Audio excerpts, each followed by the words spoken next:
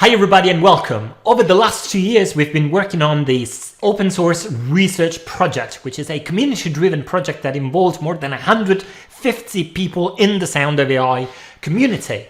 Now, the goal of this project was to publish some research in an international conference, and we successfully did it. So now the project is done, and I want in this video to share some thoughts and a post-mortem analysis with you regarding the project. I'm going to talk about different things. First of all, I'm going to give you an overview of the project itself. Then I want to analyze the way we organize things and the way we divided the project into different phases, give some advice to people who may be interested in community-driven research, and then share some final thoughts. Let's get started from OSR. So what is open source research? Well, this is a community-driven research project particularly focused in AI music creativity. We followed the philosophy of open science, open source, crowdsourcing, online approach, and our main goal was to create something that would actually have an output usable by the music community or music tech community. So with all of this in mind, we set out to start this project, and we involved people from all over the world. So we had 23 or 24 time zones involved in the project. So people from all over the world. And this, as you might imagine, was a nightmare to organize. And in this video, I'm going to share some thoughts about how we organized this. Now, the whole thing, of course, was run through the Sound of AI community, which is part of the Sound of AI ecosystem that has this YouTube channel. And if you're not subscribed to the Sound of AI, I highly suggest you to do so. Then we have a community, very active community on Slack. It's called the Sound of AI Slack community. And again, if you're not part of that community, I suggest you to sign up to that community, because there you'll find like-minded people who are willing to help you with all things AI, music, audio processing, speech processing. And here in this ecosystem, we do research projects, we do hackathons, we have this channel, which is sort of like knowledge, a hub for all things AI, music, audio, and there's something brewing. There's something like boiling up, and I can't disclose that right now, but just follow the channel, because it's going to be something really, really big happening in a few months. But regardless, let's move on with this post-mortem analysis. Well, the question that I really wanted to answer through this project was, is it possible to run high-quality research with the community? We all know that the majority of research is done either in academia or in enterprise. It's very difficult for open source communities to just do research, right?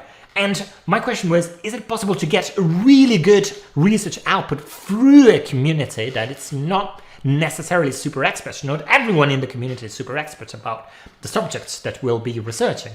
And so the whole project set out to answer this question in a sense, or at least this was the ultimate question that I had personally. So what did we do? Well, we decided to build a neural audio synthesizer that generates guitar sounds from voice instructions. So imagine a sort of DALL-E, but for audio. So you have, you can mention a certain timbre descriptors. Like, for example, I would like a distorted guitar sounds with a lot of reverb, and then get a sample at one-shot sound of a guitar that resembles that initial instruction. And so this is what we set out to do. And the cool thing was that the decision of the project itself, of the content of the project, was also decided by the community. Okay, so as I said, we went through the process. It probably took 1.5 years to get there, but in the end, we built all the necessary technology and way more, as you'll see. And we wrote a paper and we published it at AIMC, or Artificial Intelligence Music Creativity 2022, which is a top-notch conference, international conference on AI creativity, music creativity, really. Okay. So let's take a look at a few numbers in sort of for the OSR project? Well, it took us probably, as I said, 1.5 years, a year and a half, 2 years really, like to when the project actually ended. So we had more than 300 people who subscribed, who wanted to participate in this project. But in the end, we had a little bit more than 150 active researchers, people who at different levels contributed to the project itself.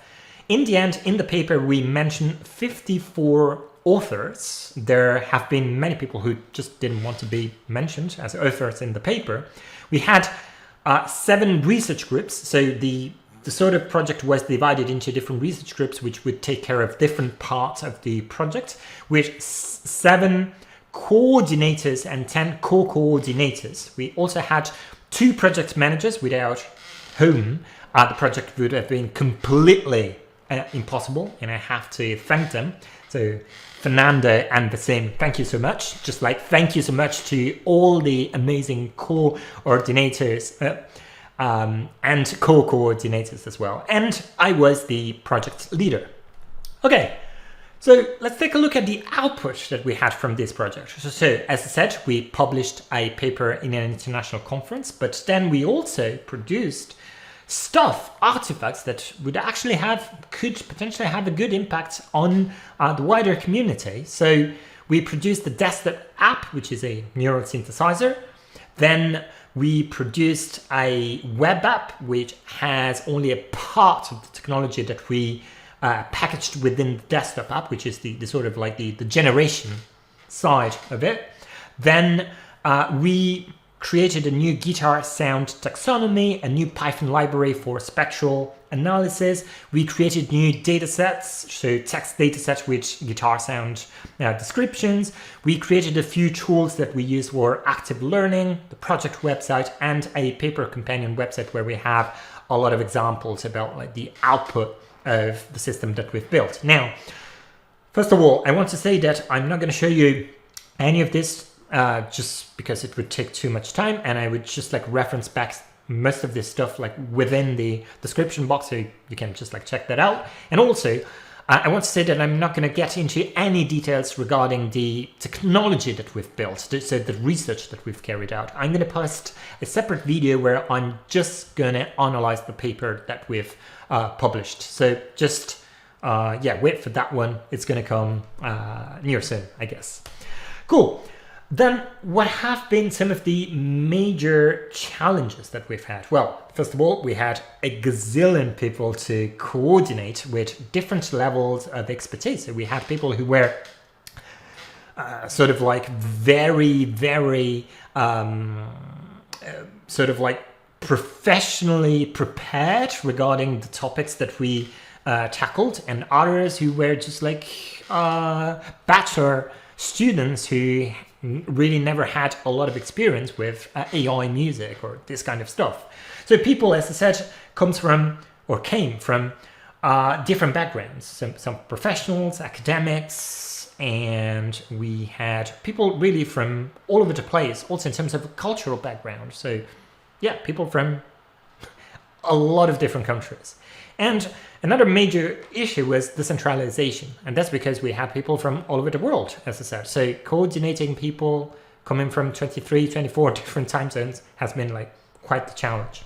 Okay, so how did we do that? Well, we had a quite strict organization model. Well, first of all, we used a hierarchical structure. On top of all, there was the project leader, myself, sort of like giving the overall direction, but completely offloading the important decisions about the content of what we would research to sort of like the entire community. So on the bottom, we had researchers, but it was completely impossible for me to sort of manage 150, 200 researchers. So what we did was having research coordinators who would create research groups and lead them, manage them. And research coordinators had COCers, or research co-coordinators. And the relationship between coordinators and co-coordinators is this one.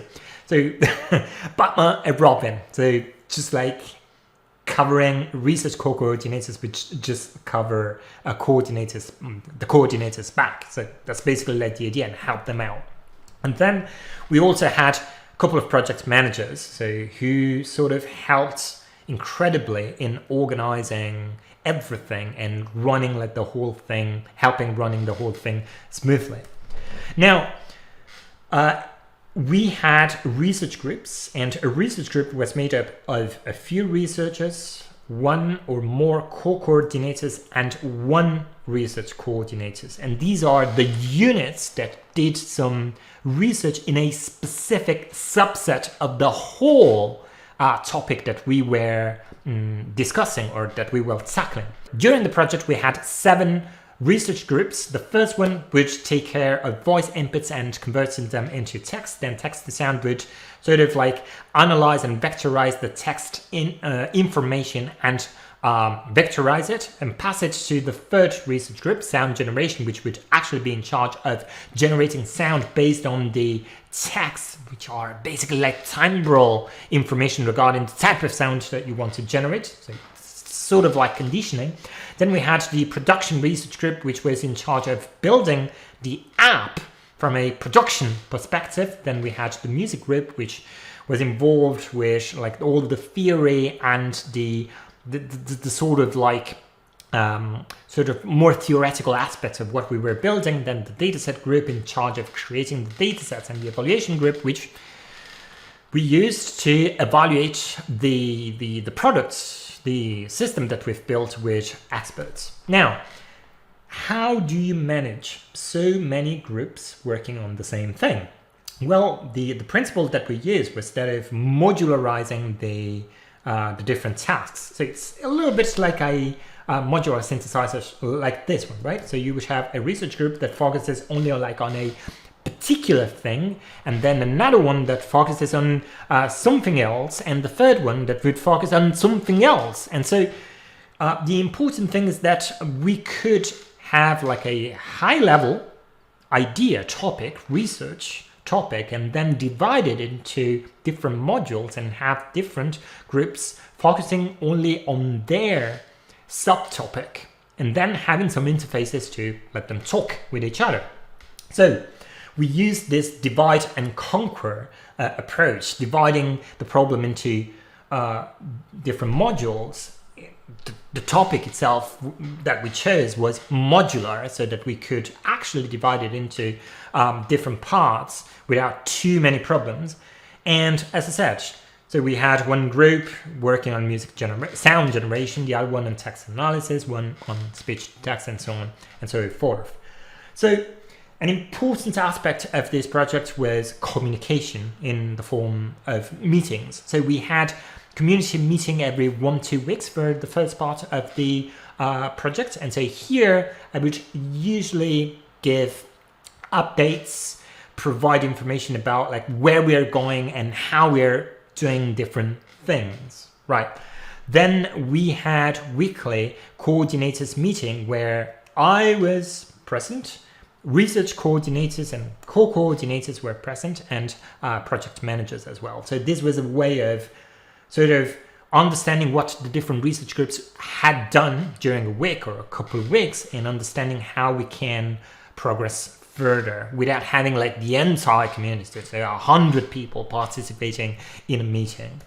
Then we had also research group meetings, but these were completely independent. So at this level, the different research groups are working completely independently from like the top, from the project leader and the project manager. So they would just, research coordinators and co-coordinators would organize these group meetings with researchers and just have discussions regarding like the work that they were actually doing. And then we had also researchers meetings. So researchers within a team or across teams could actually talk to each other in quite informal meetings. So in order to manage all of this complexity, we used a bunch of different project management tools. Well, first of all, we had a mailing list, and we used this mailing list to provide community-wide updates and to schedule large meetings, so community meetings. Then we had 3 Slack channels for three different levels.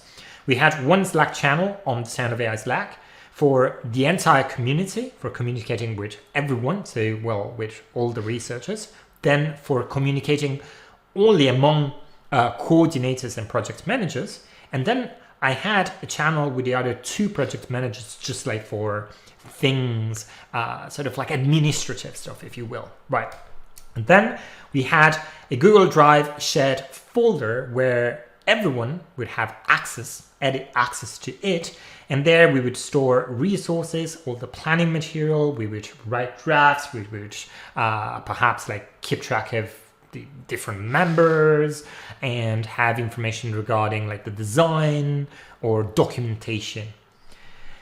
We also used Google Meet for community meetings, and we used Discord for distributed video sessions. And this was like super helpful when, for example, we had certain sessions like forming teams so that people could know each other, or just choose the type of topic. So we had a lot of people coming up with different topics which the community, like all the researchers, voted. And in order to present the topic, they would create a short presentation, then go to Discord in sort of like different calls, video calls. People could hop in and off like those calls, and so that they would have an idea of the different topics, and then they would take an informed decision about like what they would like to work on.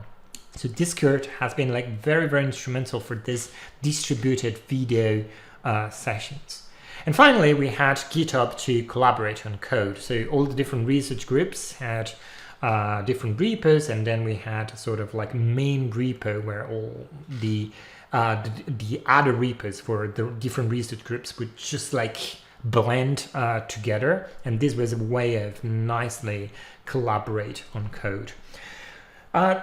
Of course, when you have so many people working on so much stuff and so much artifacts that get created, there's an issue with copyright. So we decided that all the work and the knowledge produced, so the code, datasets, algorithms, would be distributed using the MIT license, which is a very permissive open source license. Then there was also the issue of credits, of course. So imagine your typical paper like this one, right? So you could have like one author, two authors, 5 authors, right? But now the problem is that we were a horde with a lot of people, right? And so the issue is that if we were to add all the authors here in the title page, it would be just impossible to do, right? So what did we do? Well, we used a system called credit. So we basically credit all the community members, all the different researchers, based on the type of contribution they provided. But the main author in the title page has been the Sound of AI community, which is super cool. And I think this is probably one of the first times, if not the first time, where a community takes full credit for the creation of a scientific paper like this. It's quite amazing. If you know of other examples like this, please do let me know in the comments, but I think this is the first time that something like this happened. So the Sound of AI community is the author of the paper that we created, right? And we would just list all the authors, all the members of the community who participated in an appendix using the credit system, which is called which is an acronym for contributors role taxonomy. So we would list the name of the person and then say, okay, so this person has done literature review, has done some code and some writing. Person number 2 has done some sort of like coordination, literature review, and editing of the write-up that we've done, right? So we would list the name of the person, the author, and then the type of role that author had. And this is the process that they created with this credit system, taxonomy. Okay, so now let's take a look at the different project phases, how we actually worked on the project. But before we get there, we have to think about some planning requirements, what we wanted to have like from our planning philosophy. So we want to we want a system that can account both for research and development or productization of creation of an actual application that can be used by the wider community. We want to have flexibility to change things in due course. We don't just want to follow something super strict, but we want something that's a little bit more flexible, that gives us enough wiggle room to change things that we like or we don't like. But at the same time, we want a clear step-by-step plan, because you have a mass of 150 people and you need a clear step-by-step plan so that everyone can follow that. So the question was, should we go agile or should we go waterfall? And we basically took a hybrid approach. We went waterfall in the sense that we had an overall plan with a lot of fixed phases, but we were agile inside each phase because we granted time for people to experiment, to try out stuff, and to change stuff that didn't work. So we used this double approach or hybrid approach, and I think it worked out quite well. The first phase was preparation, where we organized ourselves into teams and we found out research coordinators. After that, we established a topic, but the topic, as I mentioned earlier, was completely community driven. So we had a palette of possible topics and people voted them and decided on the one topic that we picked.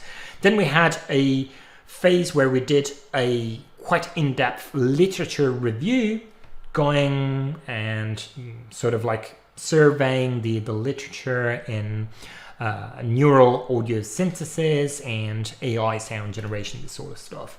Then we designed the solution. We sort of came up with the design of the solution, and then we implemented the solution.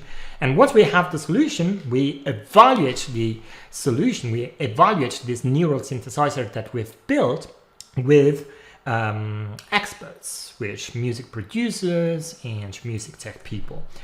Then we move on to the write-up phase, where we take all of the information that we've created and we kind of condense that into a single paper. And finally, we submitted the paper and revised the paper. Now, the amazing thing is that we got great reviews. We got excellent reviews, and the paper was obviously accepted at the conference, but the reviews that we got from reviewers were quite excellent. So this was like an amazing sort of, it was like very satisfactory, because it just like, it was a great payoff for the work that we've done throughout all of these phases.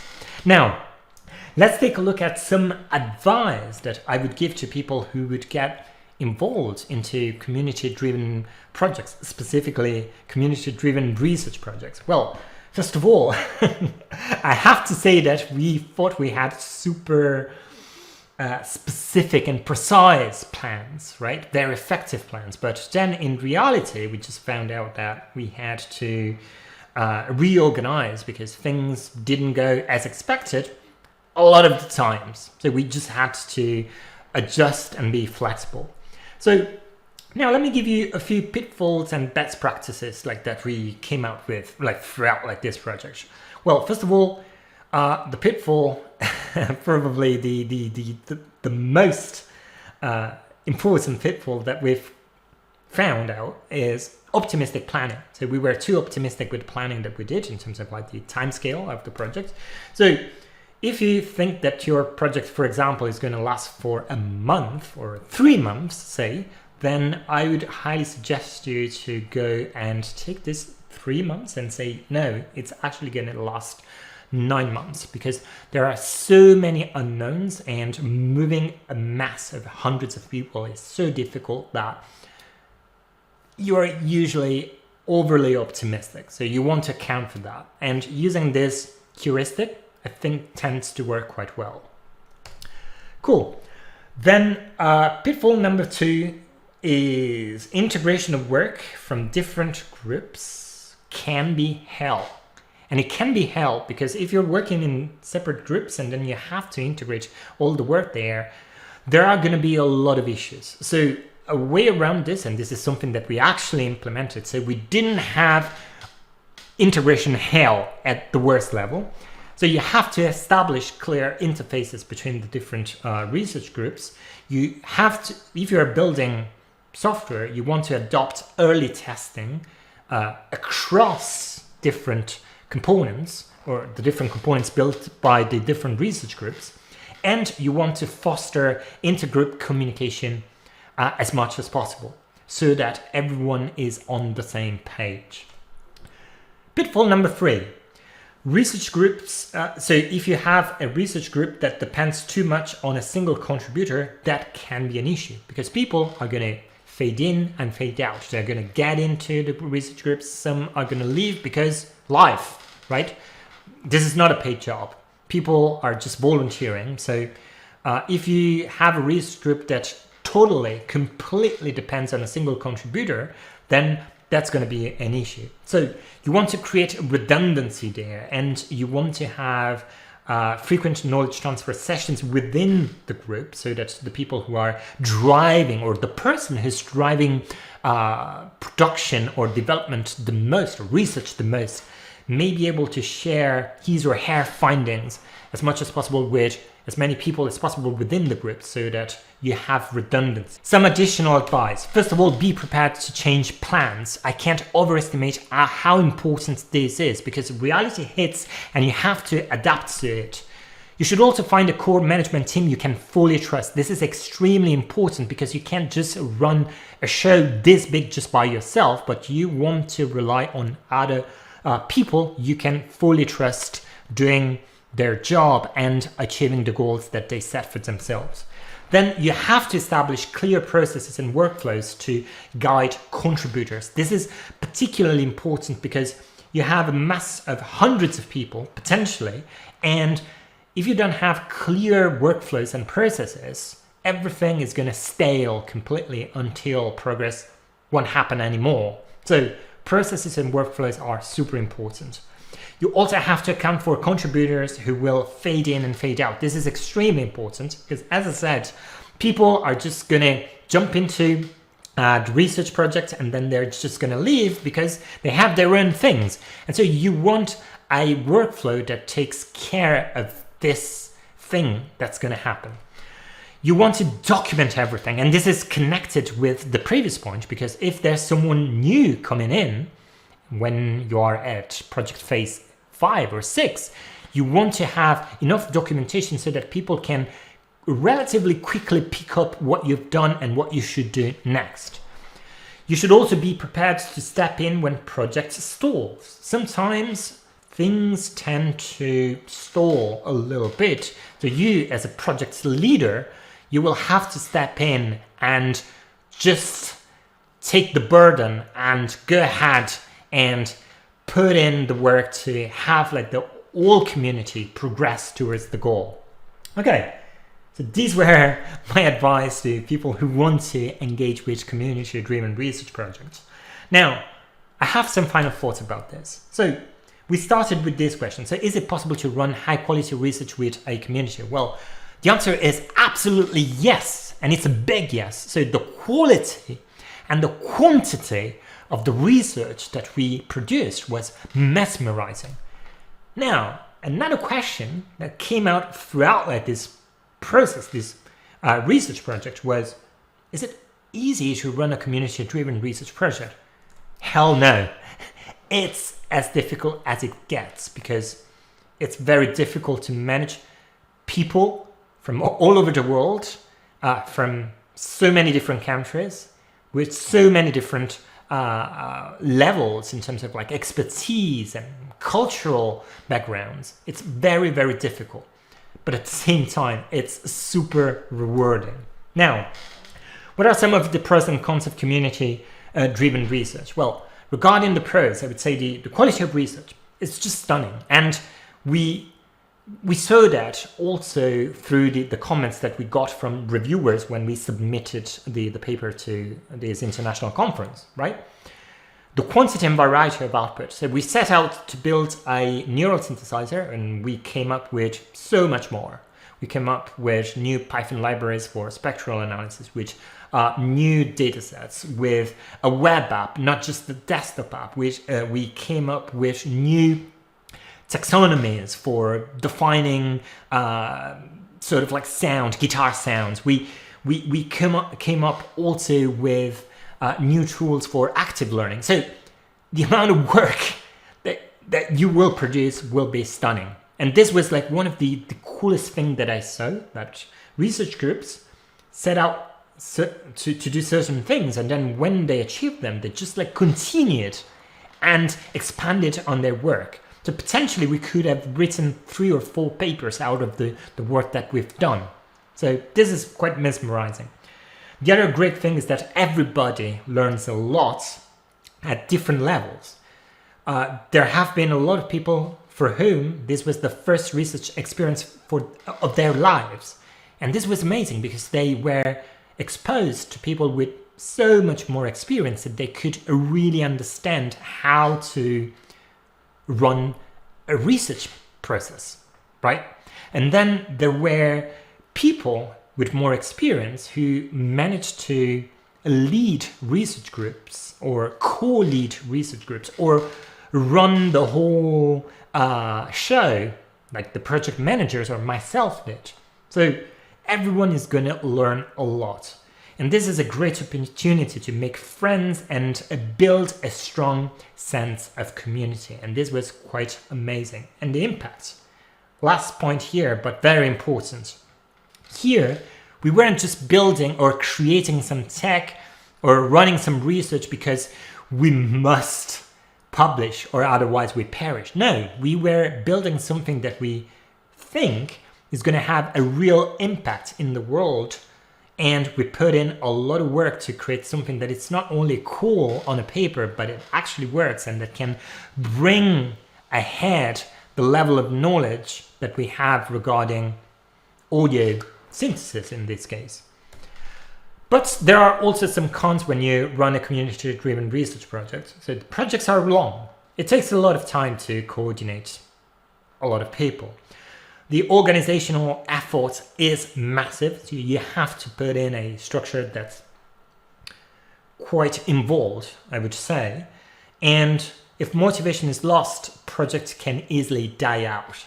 So it's very important that you as a project leader or as a project manager not only ensure that the whole process may happen in a smooth way, but at the same time, you should be the first cheerleader for the project, because otherwise the passion, the motivation just gets lost, and then the project stalls and slowly but surely dies out.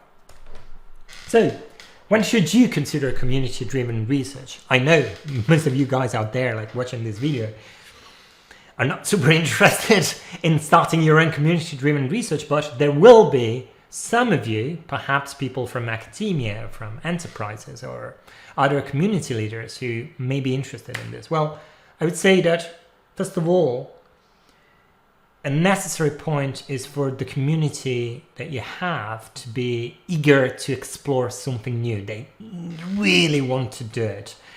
The community at the same time should be super passionate about the research topic that you want to tackle.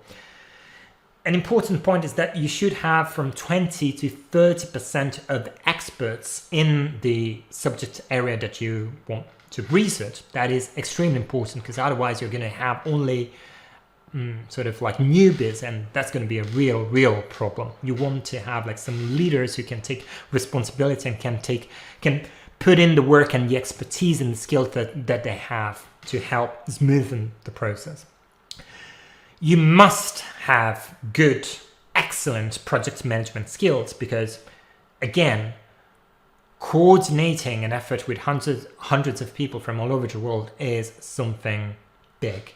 And you need to have significant time and willpower to invest in the project. This is particularly important. This was it for the post-mortem analysis. I have to say personally that this project has enriched me so much. I think it allowed me to learn so many things about project management, planning, and also to see so many people growing their skills, growing their knowledge. This was something else, really. So I'm not sure what's going to be the future of research projects for the Sound of AI community. I haven't planned to redo a project like this anytime soon because, as I mentioned at the beginning of this video, there's going to be something really, really big happening in a few months. And so that is going to take a lot of my time. But we'll see, because this has been a very, very successful project. I think it was amazing. It was amazing for everyone. And as a pilot project, this was as successful as it can be. So we'll see for the future. So thank you very much for staying all of this time with me and learning about like what we did. And I'll see you next time. Take care.